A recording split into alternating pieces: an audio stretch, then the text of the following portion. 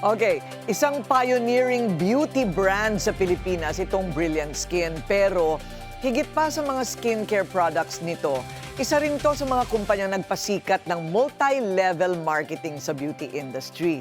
Ito'y nagbibigay ng pagkakataon sa napakaraming mga Pilipino, karaniwan mga babae, na nagnanais maging distributor, franchisee at magkaroon ng negosyo kahit nasa bahay lang.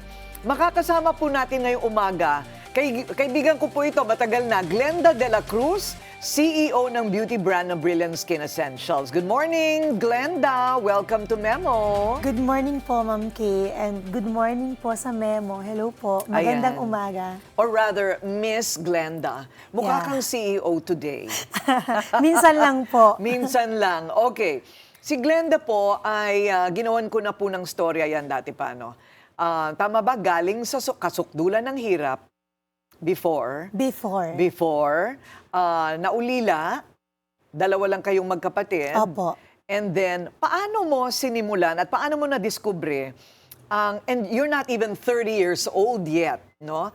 Paano mo na-discover yung kapangyarihan ng social media sa pagbebenta? Kasi po, di ba sinabi ko sa inyo talaga dati, parang gusto ko talaga na humaharap ako sa camera. So parang nung nauso po yung live sa Facebook, parang sabi ko, okay, sige, mag-enjoy lang ako dito, kwento ako ng buhay ko. And then, naisip ko na yung ginagawa ko, pinapakita ko talaga sa online. And then, dun ko nakita na, ay, pwede pala talagang magbenta or kumita sa pamamagitan ng online. Mhm. Okay. Ano yung mga binibenta mo dati? Yung unang-una mong binenta?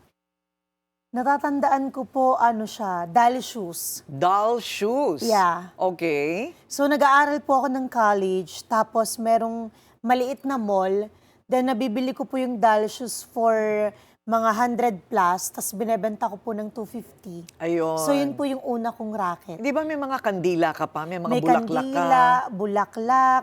So, kung ano yung uso na papanahon, yun po yung binebenta ko. Ayun, kandila pag araw ng patay. Pag Opo. malapit na Kung araw ano ng yung patay. uso. Oo, at pagkatapos bulaklak pagka Valentine's. Valentine's and pag-araw din po ng patay. Ganon. Oo. So nakita mo, no, na talagang it's really here to stay ang pagbebenta sa social media. Sabi nga nila, talagang ang daming nagsasarado ng mga physical store dahil nga sa kompetensya ng online selling. So tama ba yun? Tingin mo talagang you're taking over? Ang masasabi ko po doon, actually dati kasi mano-mano kami parang post ka sa Facebook and then may mag-i-inquire, then meet up, tapos yung bayaran pa dati, kailangan mo pang gumamit ng remittance center para mabayaran ka. Pero ngayon kasi, dahil sa mga social media, parang instant, pwede kang makabili. So yung mga tao, mas pipiliin ko na bumili ngayon sa online, wherein click lang ako dito, makakabili ako. Pero nung una, okay siya. Akala namin, okay, magandang siya ngayon sa online selling. Pero I realize, and we realize, lahat ng nasa online ngayon, hindi pala siya madali kasi kung dati, lahat ng kita diretso sa'yo, ngayon kasi hindi. Parang ang daming kaltas ng platforms. You mean even if nagbebenta ka on your own TikTok or on your own Facebook, Yeah. may kaltas pa rin? Yeah. Meron. Malaki yung kaltas niya. Sa Facebook kasi, mag-live ka, mano-mano pa din So, bayad sila sa'yo, deliver mo. Unlike sa TikTok, pag-click mo, diretso na yung buying. Pero, ganun kadali. Pero yung fees, sobrang dami. Ang daming kaltas. Okay. TikTok, Shopee, ang dami talagang kaltas. So, talagang ang dami pong umaaray. Wala po kaming chance but to adapt. Kasi kung di namin gagawin yung TikTok or Shopee, maiiwan kami. Or yung Okay. mga seller namin, maiiwan sila. So what about just advertising your telephone number? Tatawag sila sa'yo. O i-direct message ka nila, tapos GCash, Paymaya, tapos deliver ka. Ganun po yung dati. Ngayon, may gumagawa pa din naman, pero mas Mas effective convenient na yung direct na click kita o makabili na ako and then bayad na ako. Because everybody now Or is on. deliver na, parang ganun. Oo, kasi karamihan na talaga ngayon ang mga bumibili na sa TikTok, Shopee Yeah. or Lazada. Okay, so nagsimula kasi itong lahat. Ito, kaya namin naisipang pag-usapan. Kaya pa ba ng isang batang babae tulad mo na magsimula sa online? Or mahihirapan na ba sila? Kaya pa. Kaya pa rin. Lagi ko pong sinasabi, it's never too late. Kasi yung mga friends ko po or yung mga kahit employees ko, ina-encourage ko po sila na mag-start ng business. Na wag silang matakot magsimula. Ang dami po ngayon na parang mas takot or mas pressured. And minsan po pag nagbabasa ako dun sa mga inbox ko, parang sinasabi nila na, ang galing mo naman, paano mo yan nagawa? Ako ganito ng age pero hindi ko pa alam kung ano yung gagawin ko. So, for me, kung merong nanonood man sa akin, I think gusto ko lang sabihin na kahit ano pang age mo, kahit ano pang status mo ngayon, it's never too late to start. Kaya pa. Talaga? Pero anong secret? Ano ang secret? Glenda, you work so hard, ha? Yeah. Na-hospital pa ito. Actually, nung una, parang sabi ko, kaya ko na ba talagang magpa-interview? Kasi with my recent stroke last year and naulit siya this year, parang feeling ko hindi pa ako nakakabalik talaga sa tamang wastong pagsasalita. Pero sabi ko, I think it's time for me na humarap again para magbigay ng inspirasyon. Kasi ngayon, parang ang daming pinanghihinaan ng loob. So parang gusto kong magbigay ng inspiration na sa lahat ng nangyari sa akin, sa lahat ng pinagdaanan ko, sa 10 years ng Brilliant Skin, talagang kaya pa. Na ako nga na ang dami kong pinagdaanan na almost mawalan na ako ng buhay. Parang ngayon po kasi, parang day one ko ulit. Nagsisimula pa lang ulit ako and kaya pa. What happened? I mean, sa palagay mo, ano yan, dala ng sobra mong trabaho, na wala ka pang 30, na stroke ka, di ba na comatose ka pa? 4 days. 4 days comatose, na stroke, 2 beses, bingit ng kamatayan, pero bumalik ka rin kagad, maybe because you're very young, no? So you recovered right away. But is that because nasa genes mo yan o dahil sobra ang trabaho mo? I think halo-halo na siya eh. Pero recently kasi, nung naulit yung stroke, sobra akong natakot kasi hindi namin alam ano ba talaga yung reason kung bakit ako nagkakaroon ng stroke. So na-discover nila na meron akong PFO. So nung bata tayo, meron talaga tayong butas sa heart na eventually sumasara siya habang tumatanda tayo. Sa akin, hindi siya nagsara. And sabi ng mga doktor, maybe that's the reason why kung bakit minsan nagkukulang ka ng oxygen sa brain mo or nagkakaroon ka ng clot. So, luckily, nasara na siya mga 3 months ago and successful siya. That's and hopefully, hindi na siya maulit kasi nakakatakot siya. And nung nag-10 years kami, dun ko nakita na grabe, ang dami palang umaasa pa rin sa akin na hanggang ngayon. Kasi nung binild ko yung Brilliant Skin, parang nagsimula kami sa isa, dumami kami, naging 1,000 kami, and until now, 1,000 pa din kami. So, Wow. ang dami talagang umaasa sa Brilliant Skin. Oo, tsaka maraming buhay ang nabago, ano? I mean, Madami. through direct selling, you can actually build a house, pwede kang magkaroon ng mga sasakyan, mapaaral mo yung mga anak mo.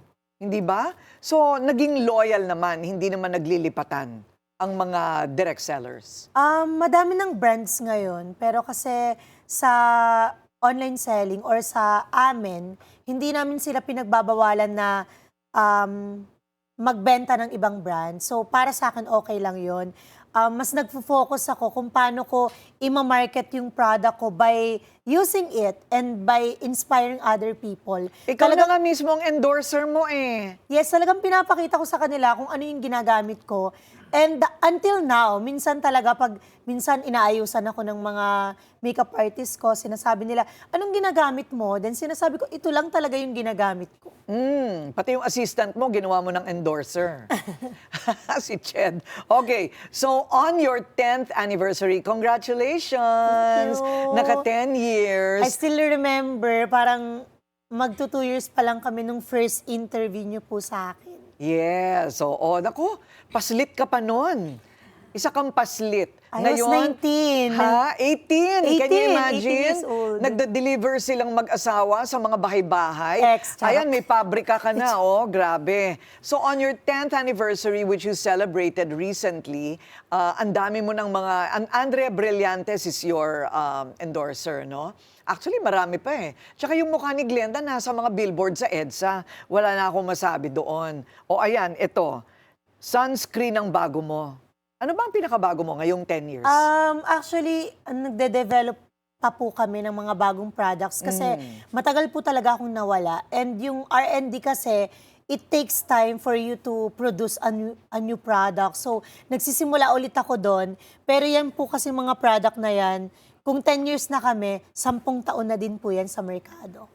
Ganon. Okay. So, what is the secret? Kailangan maganda product mo. Yes. I think That's yung mga one. before and after, no? Yeah, before and after, dapat maganda talaga yung product mo. And para sa akin po, mahalaga yung credibility. Kung ano yung napakita mong credibility mo sa mga tao, kailangan mapanindigan mo yun. Kasi sa totoo lang, sa 10 taon, marami na talagang paninira. But still, mas ano po yung naniniwala sa'yo. Oo, ang daming mga ganyan. So, tumigil na ba yan? Yung mga favorite kang favorite Hindi kang po. i-bash? Actually, until now, ang dami pa ring mga tao na nag-iisip, paano ka yumaman? Paano nangyari lahat yan? Paano mo ginawa yan? And well, kung makakwento ko lang sa kanila lahat, hindi siya madali. Hindi siya madali lahat ng pinagdaanan ko.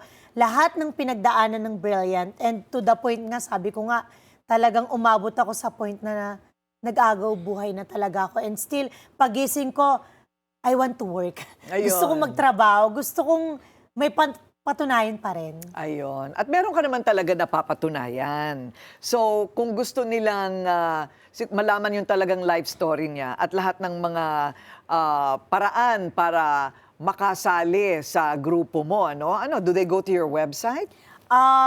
Actually, madali na ngayon kasi nasa lahat na kami ng social media. So, Facebook, Instagram, TikTok, merong mga numbers doon, pwede kayong mag-inquire. Kasi kahit may trabaho ka, kahit nasa bahay ka, kahit estudyante ka, post ka lang. And then pag may umorder sa'yo, then that's it. Parang makakabenta ka na. Ayun. Parang andali, Pagka... Parang madali. Parang andali, pag 20 plus ka pa lang. Hindi ba? Sa mga sumasakit na yung mga likod-likod, pwede pa rin. Sa bahay lang kayo. Ako sumasakit na yung likod ko Nako girl, huwag ka magsalita ng ganyan. dati. Ay nako, huwag ka magsalita ng ganyan. How dare you? You're not even 30 years old. Maraming salamat sa oras mo. Gumising kang napakaaga, namumugto pa yung mata mo. Parang ako. Brilliant Skin CEO Glenda de la Cruz. Maraming salamat. Thank you, Ma'am Kay. Thank you, everyone. Uy, okay ito